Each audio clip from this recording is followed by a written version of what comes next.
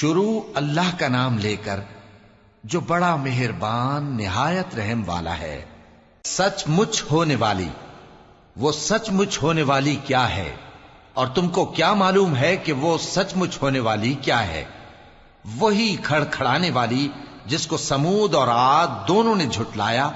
سو سمود تو زبردست زلزلے سے ہلاک کر دیے گئے، رہے عاد تو ان کو نہایت زوردار آندھی سے تباہ کر دیا گیا۔ اللہ نے اس کو 7 رات اور 8 دن ان پر چلائے رکھا۔ تو اے مخاطب، تو ان لوگوں کو اس میں اس طرح گرے ہوئے دیکھتا جیسے کھجوروں کے کھوکھلے تنے، پھر کیا تو ان میں سے کسی کو بھی باقی دیکھتا ہے؟ اور فرعون اور جو لوگ اس سے پہلے تھے اور وہ جو الٹی ہوئی بستیوں والے تھے، سب گناہ کے کام کرتے تھے، سو انہوں نے اپنے پروردگار کے پیغمبر کی نافرمانی کی تو اللہ نے بھی ان کو بڑا سخت پکڑا۔ جب پانی طغیانی پر آیا تو ہم نے تم لوگوں کو کشتی میں سوار کر لیا تاکہ اس کو تمہارے لیے یادگار بنائیں اور یاد رکھنے والے کان اسے یاد رکھیں۔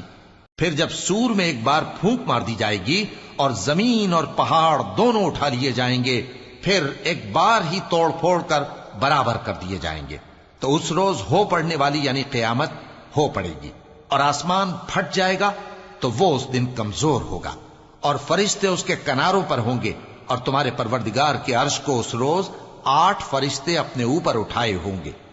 اس روز تم لوگ سب پیش کیے جاؤ گے اس طرح کہ تمہاری کوئی پوشیدہ بات چھپی نہ رہے گی۔ اب جس کا اعمال نامہ اس کے داہنے ہاتھ میں دیا جائے گا، وہ دوسروں سے کہے گا کہ لیجئے میرا نامہ اعمال پڑھیے، مجھے یقین تھا کہ مجھ کو میرا حساب کتاب ضرور ملے گا۔ پس وہ شخص من مانے عیش میں ہوگا، یعنی اونچے باغ میں جس کے میوے جھکے ہوئے ہوں گے۔ ان سے کہا جائے گا کہ جو اعمال تم ایام گزشتہ میں آگے بھیج چکے ہو، ان کے عوض مزے سے کھاؤ اور پیو۔ اور جس کا نامہ اعمال اس کے بائیں ہاتھ میں دیا جائے گا تو وہ کہے گا، اے کاش مجھ کو میرا اعمال نامہ نہ دیا جاتا اور مجھے معلوم نہ ہوتا کہ میرا حساب کیا ہے۔ اے کاش موت میرا کام تمام کر چکی ہوتی، آج میرا مال میرے کچھ بھی کام نہ آیا، مجھ سے میرا اقتدار جاتا رہا۔